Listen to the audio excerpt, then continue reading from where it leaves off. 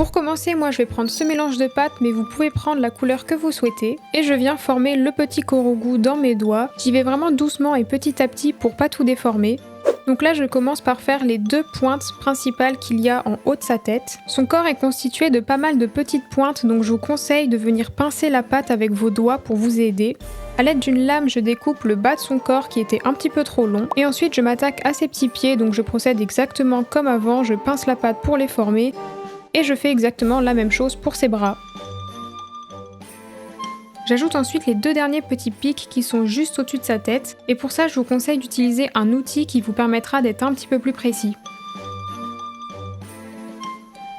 Une fois son corps formé, on le met de côté et on va maintenant réaliser son visage. Pour ça, je prends un mélange de verre et je viens détailler dedans la forme d'une feuille. Vu qu'il existe plein de formes différentes de korogu, vous pouvez faire un peu la forme que vous voulez. Moi, j'ai suivi le modèle original de ce korogu là. Donc là, c'est le moment de faire tous les détails de la feuille. Je commence à l'aide de mon dotting tool à créer quelques points de repère pour m'aider pour la suite. Donc je viens dessiner et creuser dans la pâte tous les endroits où il va y avoir de la couleur par la suite.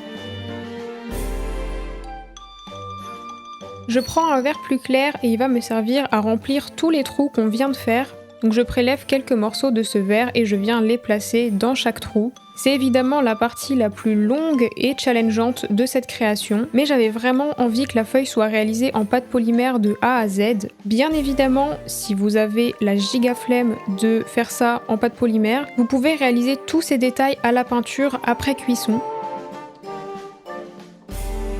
Une fois que j'ai fini avec le vert, je passe au jaune. Cette étape est beaucoup plus simple puisqu'il s'agit simplement de lignes que je viens placer dans les trous restants. Pour toujours plus de détails, je prends un vert bien plus foncé cette fois et je viens entourer la feuille de cette couleur-là pour créer un contour. J'oublie pas de faire les petits raccords pour que ce soit propre. Je viens une nouvelle fois utiliser la technique de pincer la pâte pour venir créer de belles petites pointes aux extrémités de la feuille. Pour ses yeux et sa bouche, je mets de mon dotting tool pour déjà créer l'emplacement de ceux-ci et je viens les remplir avec de la pâte noire.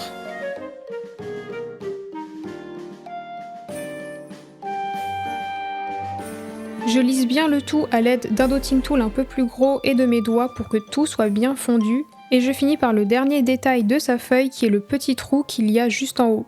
Il me reste plus qu'à passer au four les 2 parties, 30 minutes à 110 degrés. Après cuisson, on va pouvoir finaliser notre petit korogu en commençant déjà par peindre toutes les traces un petit peu plus claires qu'il y a sur son corps. J'ai un petit peu galéré à trouver un pinceau qui convenait, donc j'en ai testé plusieurs. Si vous avez un pinceau à aquarelle comme ça, un pinceau à réservoir, je peux que vous conseiller parce que ça a un rendu qui est vraiment lisse, contrairement à tous mes autres pinceaux qui faisaient beaucoup de traces.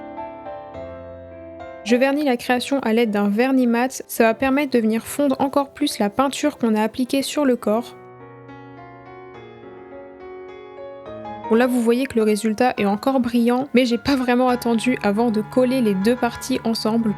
Et une fois ça fait, eh bien c'est fini. On a terminé le korogu. Qui peut flex d'avoir un vrai korogu chez soi maintenant? Si vous voulez flex aussi, vous pouvez le reproduire. Et si vous le faites, n'hésitez pas à me taguer sur Instagram par exemple, comme ça je pourrai le voir. Et on sera content avec notre armée de korogu.